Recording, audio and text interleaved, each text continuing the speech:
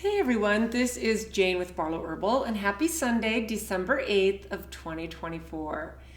Now I had some really positive, amazing journaling thoughts this week, which I think we all go through these moments that feel like highs and lows, and the world is shifting and changing, and then we realize the bigger picture and we have these positive, glowing moments, and then we get a big old dose of what's really happening, and we feel hopeless and helpless and lost for a little bit. We feel these negative energies, and sometimes it can be really difficult to pull ourselves out of these things. And, with all of the things happening, and the polarization of this past election has been so fascinating for me to watch because a lot of sadness from the division of people who are loving each other, who love each other. So I really had this big realization this week with this main idea that it is the most amazing, beautiful time to be alive and a human being that is awake, aware, and willing to take action than there ever has been in modern human history. So I have some really great notes that I journaled that I hope I can bring into this kind of cohesive thought process with you today. The first thing that I kind of thought of when I was thinking about all of this is that there's always more going on behind the scenes than we even know. And I think that we need to always stay open and aware and be willing to change our mind or change our perspective and always stay open without jumping to judgment. So, there's always more to know and more to learn. And I asked myself at the very beginning of the week, is it really the best time to be alive? Because I've had so many thoughts and interesting things these past 5 years. In fact, that is really why it's been about 3 years now that I decided to come on and start sharing some thoughts every Sunday. And I've had a couple of really interesting conversations with people this week, 2 different customers, and then one of my sisters who watches my little message every Sunday. And what the messages that I got, or the conversations that happened, were basically, it's been really interesting to watch you change and your perspective and your messages just kind of morph over these past 3 years that I've just been consistently putting out a message every Sunday. And I know that if I were to go back and look at a random video, even from a year ago, 6 months ago, and especially back 3 years ago when I really just thought, I'm going to do this every Sunday. And it was kind of one of those things, it was felt like a bit of a self-preservation thing, that I want to journal out messages of love, and then I want to share them. And that's really where this whole thing started. So, it was interesting to have these conversations with people who've been kind of dipping in and out consistently the last 3 years, and then their thought process and their feedback on just kind of their observation of my own personal growth, because I have been sharing, even though my platform's pretty small, just in a public way. So when I wrote, is this really the best time ever to be alive? I wrote absolutely and yes. And then I asked myself this big question, why? And I kind of expanded on my why a couple of pages into the journaling, but I wanted to kind of go through this because I think some of these thoughts I have and that I had this past week, many of you can relate to. So first of all, I wrote, the access to information, learning, and growing. It is absolutely not anything like I've seen in my own lifetime. The connection with others, and not just connection in a local physical plane, but the connection with others in online and through emails, through phone calls, through FaceTime, through texting, through our ability to jump on an airplane and go connect with someone. Like it was like what happened with myself and the Nolans from over on the Inspire channel. It was like, oh my goodness, I feel like these two people are my long lost family members. And I just was like, they started putting out information about their retreat. I'd been kind of watching their YouTube content, and I thought, you know what, I'm going to grab one of my sisters and I'm going to go. And just to connect with the spirit that I could feel coming through. And it was really a beautiful connection. And it was like almost immediately when we connected with each other, there's a divine connection that you feel. So this is part of what makes being alive right now so freaking awesome, is that we have the ability to go do something. And for me, it was flying halfway across the country from where I live in Utah to where they held their retreat in Florida. And it was, and I have done this consistently over my adulthood with the different career. I had a career in fitness for the first 20 years, and now I've been doing this herbal business for the past 23 years. And I'll fly to conferences, and I'll fly to give lectures, and I'll fly to go participate in different things that interest me and that I know will expand my horizon and expand my experience here as a human being. And to me, this is a really beautiful part of being alive right now. Then there's this piece, understanding who we are without the judgment of others. And that is a kind of a two big things that go together. We understand who we are, but we don't judge other people's journey, right? Standing untethered in our own truths. And this is where I found it extremely interesting with the whole division and polarization of family members who love each other and have been spent years and decades spending the holidays together, where there's been a definite separation in that. And there's something in the old, I think, that people are tethered to that makes them pull away. And this is where the non-judgment comes in, right? And then, these past 5 years have made me appreciate my upbringing and my dad even more. This has been something that I've always appreciated, but it was just kind of there. It was part of what formed me and made my belief systems what they are. And then when, 2020 hit and I watched what was happening, and I thought it was so crazy, and I couldn't understand how other people were just going along with different things. The upbringing that I got from my dad, it struck me really hard, and it made me have this deep appreciation for the parents that I was blessed to be born to. So that was awesome. So I wrote this: I've always appreciated it, but I took it for granted because things were easy being an American and etc. So that's what I wrote. I think I kind of took it for granted because it's been like this guiding truth for me. Our constitutional rights and being born an American, I always was appreciative of that, but I do believe I took it for granted. And this really tightened in my gratitude and appreciation for being born an American and being born into a dad who was like, this is why it's so wonderful to live in this country, and why we need to fight for these things and stand up for these things. So, that really dialed in for me.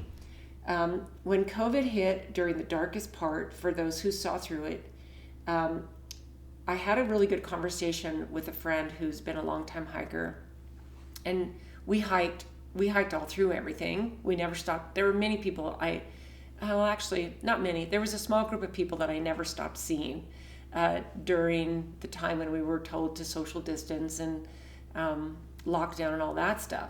And this hiking friend was one of them. And one of the things that he said in the beginning, because there was a lot of the energy of fear, was you could feel it on the whole planet. It was such an odd time to recognize that there were big things that were off. And he's a few years older than me.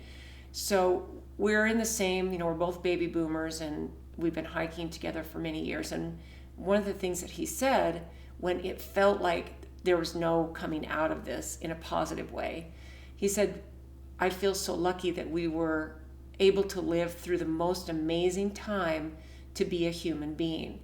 Meaning the freedom, the travel, the the free speech and the ability to have your own business and have abundance. And it felt like a lot of those things were being pulled away, and it felt very, very dark. And some of you might be able to relate to that. So we had this really amazing conversation that felt really true at the time. Like, we've already lived through the best times that there will ever be on this planet to be alive, because there's a lot of dark stuff coming. There's a lot of dark stuff happening. And it was just a fascinating conversation. And I felt it land kind of right in my soul. Like, yeah, I think that we've seen the best of it. And who knows what's to come, but hopefully we can survive what's to come. And luckily, we even had the thought that we're old enough that, okay, whatever happens, it was just, I don't know if any of you can relate to that, but just so odd, right? We knew the world, in America in particular, would never be the same. I think that there is really, and I wrote this, there's a grieving process we all go through when there is startling changes. You grieve the familiar, you grieve the certainty of your life. You grieve what you've built that maybe collapsed or was taken away, or you grieve that. When there's startling changes that happen, there's a grieving process. Then, this is what I wrote, the silver lining shows up as a big, bold, beautiful sunshine ray of gold. So it's I've started to really realize that the silver lining that we see in really tough things can truly be these big, bold, gold rays of just sunshine. That this is not just a silver lining of all the things that humanity has been through for the last 5 years. So no more silver lining. It's like a difficult birth, or like training for or running a marathon, or some really hard thing. But these times, they take the cake on hard things to do and be and live through. So it might be, okay, I ran a marathon a long time ago. I trained with one of my sisters, and we did a full marathon, 26.2 miles. And it was hard. The training was hard, the months and months of long miles and all of that, and then the actual marathon. But there's something so satisfying, so brilliant. It's like, I gave birth to 2 beautiful sons, and that's one of the hardest things I've ever done. And even, my little knee surgery a couple years ago, which I guess wasn't little, it was a big full knee replacement. And it was hard, and it was painful, and the rehab was one of the toughest things I've ever done. But there's always that silver lining. There's always the reward at the end. And so now, these last almost 5 years, you look at where we are in December of 2024, we were starting to hear rumblings of some virus and some, and I didn't really think that much of it, honestly. I didn't give it hardly any thought at all, because there was the H1N1, there was SARS-CoV-1, and it was like, okay, yes, people who were not healthy, there were people who, cold and flu season, and these different coronavirus strains that come around, because coronavirus is nothing new, we all know. Now we all know for sure. But they always just kind of came and went, and people kind of realized, oh, that was a really tough year for humanity, but nothing like what we've seen these last 5 years. So what I wrote is this. The last 5 years has really taken the cake on hard things to do, to be, and to live through. Physically, spiritually, financially, emotionally, and with family, friends, work, and all of the stuff. This has not been the easiest thing. So what I did is I actually made a list of why this is the best time ever to be alive, awake, and aware. Because not only have we proven that we can survive, we've proven that we can thrive. And that's what it's all about, right? So let me just start when I really realized, okay, this is where I need to focus this Sunday's message on, because we're steamrolling toward the end of 2024, and I believe there's always something magical and new birth feeling when we open up a new year. And even though I'm a person who's really never set New Year's Eve or New Year's goals and New Year's resolutions, sometimes I've kind of half-heartedly done that. I've just always been a person who sets goals and says, okay, I want to start getting up at 5:30 every morning and working out before I start my workday, then I do that. If I decide I want to be a vegetarian tomorrow, I do that. I don't need a deadline, but there is always every year something a little magical and almost like resetting the clock or the time or the timeline or whatever when the first of the year rolls around. And this one feels kind of extra impactful and extra special to me because it is 5 years in to some of the hardest times that I think modern humans have seen and come out the other end of and learn new truths and why we need to realize that this is indeed the best time to be alive. So I started this little list. This was on a different day that I did that first part I just talked about. But the past 5 years have been some of the most challenging for humans in modern history. We've faced a global pandemic, social upheaval, a ton of economic insecurity, personal losses, and even wars. Wars that are, other humans hurting humans. And this is where I just want to remind you that this is also the greatest time to be alive, awake, and aware. So, and then I wrote this isn't just a period of chaos, it's a revolution of consciousness.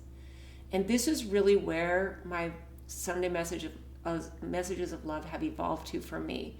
I feel like the amount of consciousness, and if you look at Dr. Hawkins' scale, this beautiful scale, where they can actually measure where you sit on the scale of consciousness from 0 to 1,000, where 500 is pure love, 200 is courage. You go all the way up to 1,000 where you're in pure enlightenment and ineffability.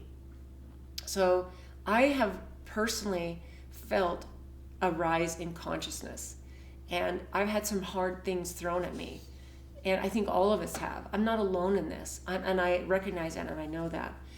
So it's not just a period of chaos, it's a revolution of consciousness. And then the old is breaking down, and we are breaking through. This is our time, the time to rise, to create, not just survive, but to thrive. So the number one thing that this is a good reason to realize that you're here for a reason, it's the best time to be alive, is that there is a collapse in the illusions. So here's what I wrote. Have you noticed how the systems we once trusted, like the governments, the medical system, the media, and all the corporations, it feels like they're finally being exposed. That it's not a fail. So this is not a failure. This is a breakthrough. This is such a beautiful thing. Like, aren't you glad you know?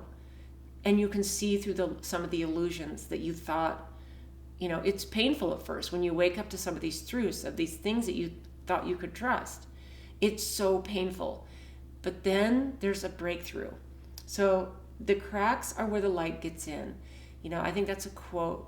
I think it might be Maya Angelou, but I think it's the cracks in something are where the lights can actually get in and show us what's been going on.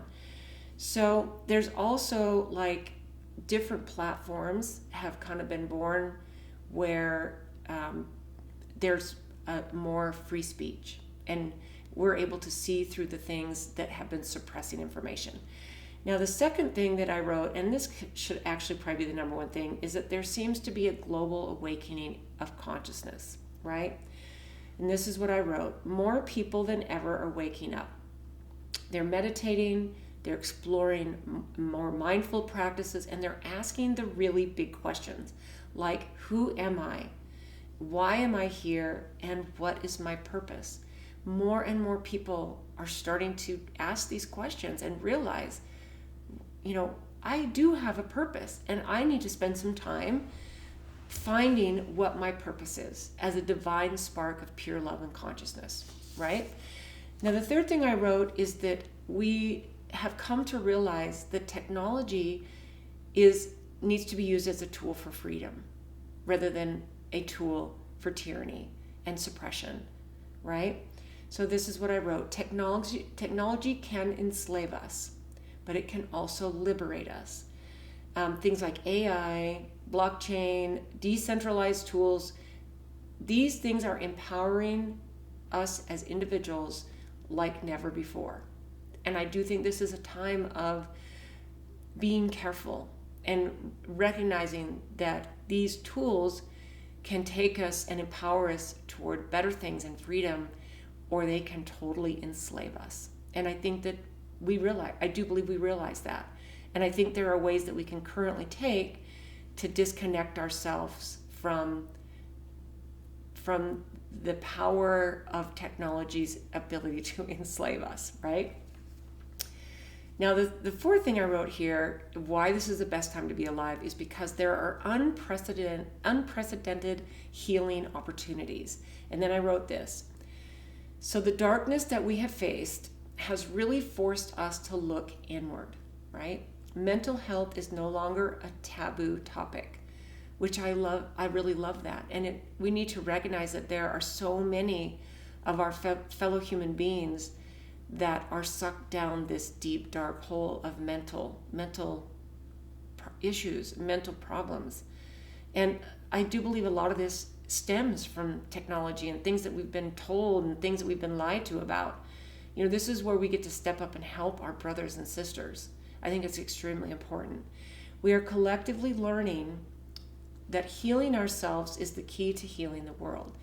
And this has been a really important part of my mission, is getting back to plant medicine, the way that human beings have been taking care of themselves for centuries, since the millennia of time.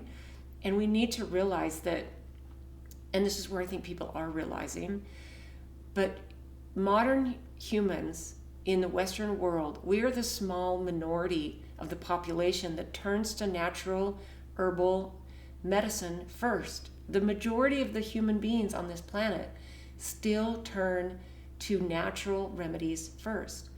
And we are in the minority as people in the modern Western world. So to me, this has brought this into the light. And how is that not a good thing for humans who are stuck on this hamster wheel of ill health and misdiagnoses and thinking you can cover up your health issues with pharmaceuticals and not taking responsibility and changing your diet and your lifestyle and all of the things. You know, this has brought opportunities for healing on a really deep personal level, physically, spiritually, emotionally, all of the things. So the next one I wrote here is that it has helped us realize our resilience and adaptability. It's refined that. It's refined our ability to be adaptable human beings. We are so powerful and resilient. And when life gets easy, we don't have to, we don't really even have to grow our own food or hunt for our food, or, things are still extremely easy. But this has actually refined our adaptability. So in the past 5 years, we've likely been tested. You've likely been tested just like me. But here we are. We're still adapting, we're thriving, and we're innovating. And this is where I think that we need to be willing to remember that there are many, many things and people behind the scenes, the things that we don't see, things that are good that are happening. And we need to realize that we have the opportunity to do our part in that. We can, instead of seeing that everything is as hard and dark and we don't see where the light is, let's make the light in our own area and realize there are so many human beings that are on the same path as you are, and there are so many that are doing these things that we know are going to improve the state of humanity. There's so many things that we don't know are happening, and I think we just forget. So I'm going to say this again. In the past 5 years, we've likely been tested. Yet here we are. We're adapting, we're thriving. We're not just surviving, we're thriving, and we're innovating in so many ways that we never thought were possible.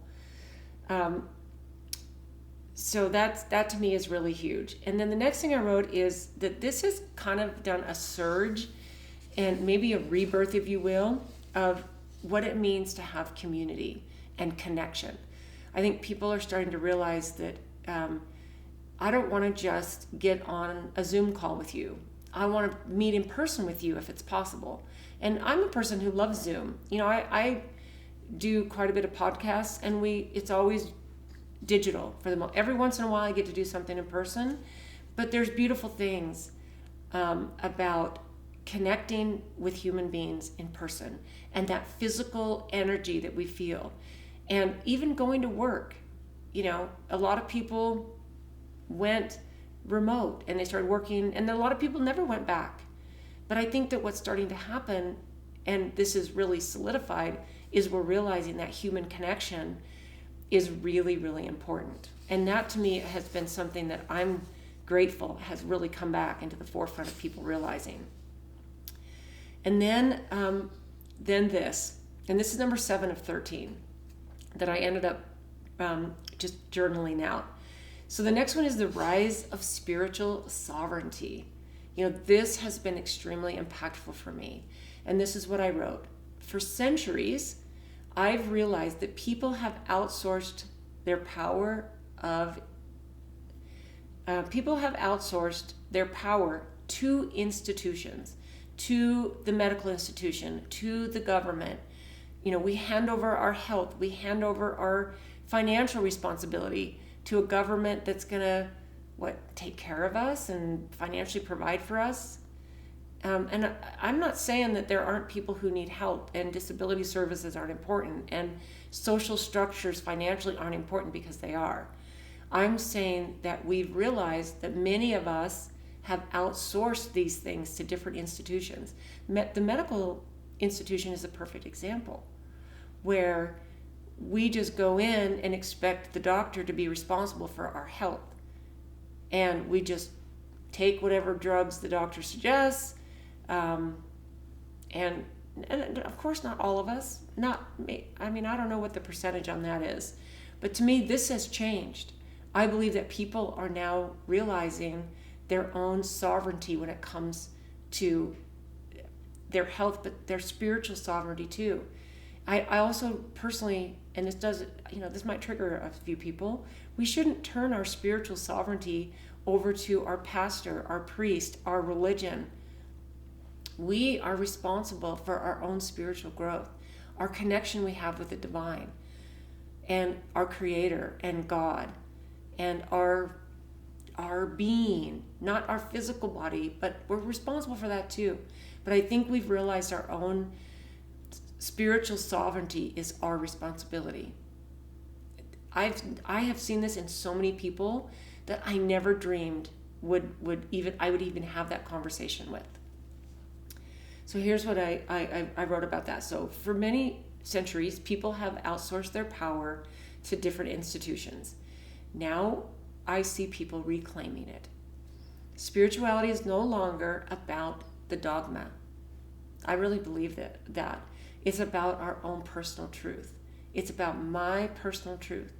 It's not about, there is no judgment on what people choose to believe spiritually. Everyone is here with their own individual journey. And I believe that to the very depth of who I am. It is not my place to judge or to condemn or to talk behind anyone's back about their spiritual journey or path. Everyone has their own spiritual journey and our own spiritual sovereignty. And I believe that this has just exploded where people are realizing that. And I love that. I think that this is indeed what makes it one of the best times to be alive, because this has really cracked open a huge upsurge in the seeking of our own personal spirituality. I know it's dialed in for me 1,000%, and I'm so grateful for that. So number 8 is the realization of our own individual creative power. I've picked up painting, and I kind of point out sometimes I haven't changed them for a while, but some of the paintings all 3 of those paintings that are there behind me I've picked up acrylic pouring, and I've, for a year, it's been out about almost a year, but for a year, I had about 50 of my pieces of art hanging in a local restaurant here in Salt Lake. And it was super fun. And it was like, I know when we are creative individually with whatever drives us, whether it's art or music or gardening or writing, or there are thousands of things that make us creative souls and creative humans. The creative power that I have seen unleashed from people I never thought would be doing something creative has been absolutely beautifully mind-blowing to me. So it is a realization of our own individual creative power. So then I wrote this. We've realized that we are the co-creators of reality. Science and spirituality now seem to kind of converge to show us that our thoughts, our emotions, and our actions shape the world. Science now shows us, like, quantum entanglement is a real thing. We are spiritually connected to everything in the universe. Our divine spark is connected. It's so cool and so beautiful to realize that.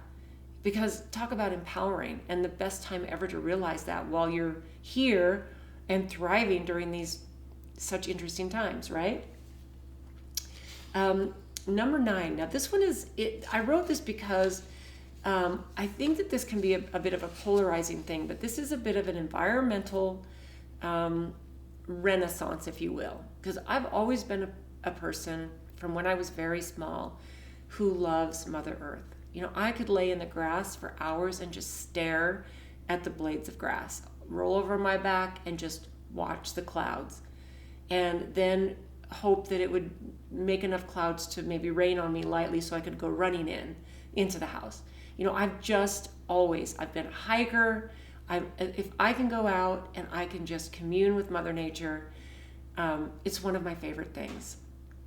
So because of that, I've always been a recycler. I've always paid attention to the resources that I use and the way that I, respect what Mother Nature gives us.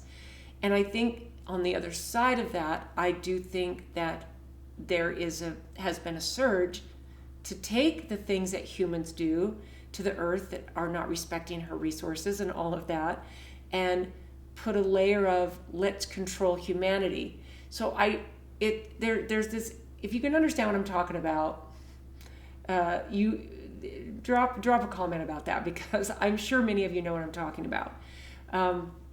There is something beautiful about people realizing, wow, Mother Nature gives us everything. So here's what I wrote. We are waking up to the sacredness of Mother Earth. It's reached an awareness where people realize all of our medicine is there. Everything that we need to be well is in the form of powerful medicine in plants. And I personally have had 2 powerful facilitated psychedelic plant medicine journeys during the past 5 years. One was about 2 years in, and the last one was earlier this year. And I just felt like I needed to open my consciousness, that they were during dark times, and it helped me remember who I am. It was really both 2 amazing experiences. But Mother Earth, gave me, both of them included some psilocybin, which was, from the magic mushrooms. And I did put an extra chapter in my book that included magic mushrooms. So, and I'm not saying go out and do mushrooms. I'm just saying this is my own personal experience.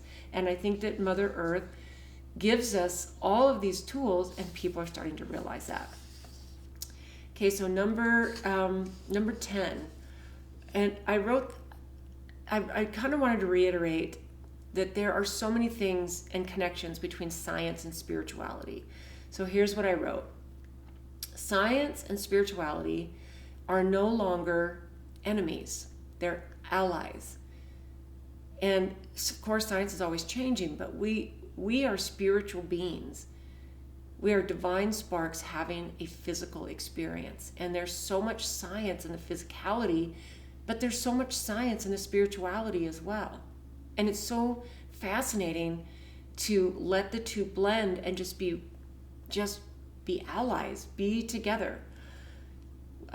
Quantum physics is proving what mystics have always known, that we are interconnected, powerful beings, right? I love that. Number 11, this one is very powerful for me. It feels like there's been, and especially on an individual level, a death of the ego and a rise of the heart. You know, we have these egos that are necessary to take us through this earthly life, this physical experience. You know, we have to have and carry around a certain ego for certain things that we have to do and certain ways we have to be to function in this society. But when we are able to fully release our ego and dial into that piece of us, into our heart, everything changes. And so here's what I wrote. I watch the ego, for many humans, losing its grip, and the heart is taking the lead.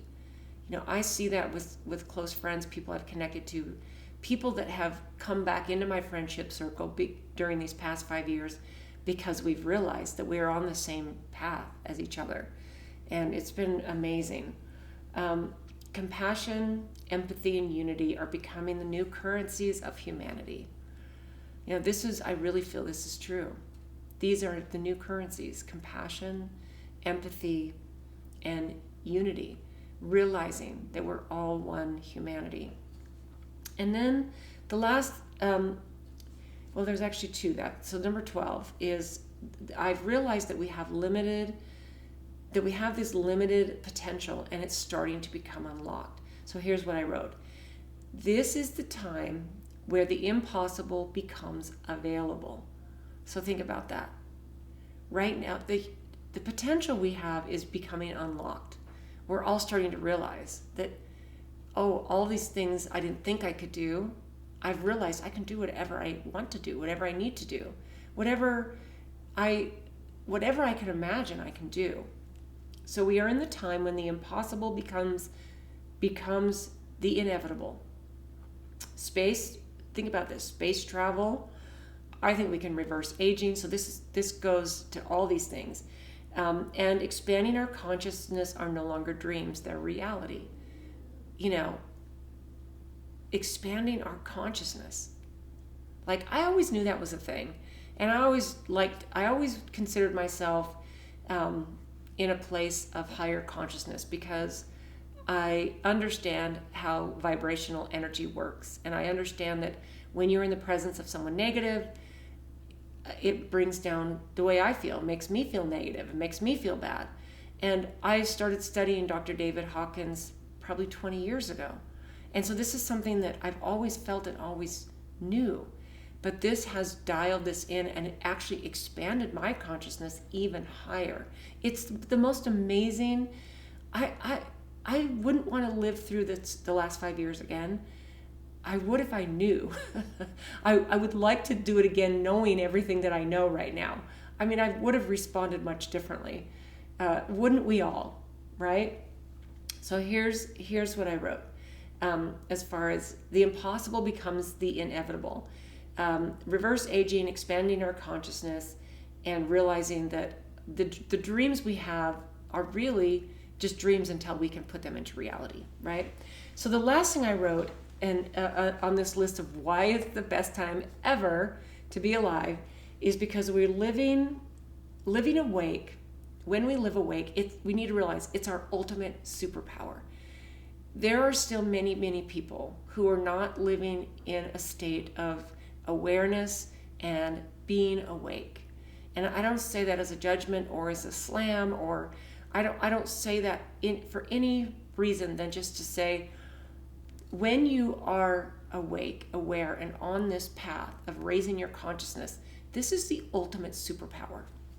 So here's what I wrote. To be alive, awake, and aware in this moment is a privilege. This is how I feel. This, to me feels like, wow. In fact, even saying that right now gives me the goosebumps, because I feel so blessed, so lucky, so privileged to be in this awakening moment in human history and seeing the world and humanity and our consciousness the way that I see it. I'm sure if you are in that position, maybe the word, privilege might not have dropped into your thought process, but that's the one that dropped into me, is what a privilege I have to be that. And I love this saying that you are the one you're waiting for. I'm the one I've been waiting for. In fact, with John and Christine, with the Nolans, their name of their retreat, they called Yado, which stands for You Are the One. This is so powerful to realize. So here's some questions. What's one way that you can think of that you've grown over the past 5 years? So this is something for you to journal this week. How have you adapted, awakened, or evolved? Right? These are really beautiful questions to answer. I would say that if anything in this message resonates with you, here's what I would like to encourage. Maybe, and I love the comments that come in. I actually, when I watch a video or listen to a podcast, I always love to look in the comments to see what people are saying. And I love it when people that listen to my weekly thing, they share their experiences or they share what they're feeling from my message. I think that this is a really powerful way to keep the awakening, the awareness, the privilege that we all have to be on this path together. I think it's such a nice way to connect with each other. So I would love to know what you think. What do you think about the statement of it's the best time ever to be alive on Mother Earth, on this planet, the hardest, most dense planet to be here? I think that when all of our souls, and it's our time to transition, when it's released into the universe, I think we're just gonna, I have these thoughts when I do meditations, and I actually kind of feel like I'm having these moments where they're a tiny bit outer body. And this has been in the last probably, 3 or 4 months, where I've really focused on how can I take my consciousness out of my body and expand my awareness. So I've been doing this consciously.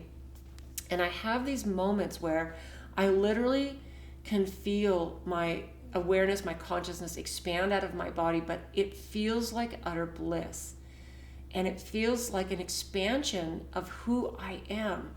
And it almost is like, okay, I'm still here in this body. I still have a mission to do. I still have purpose. I still have,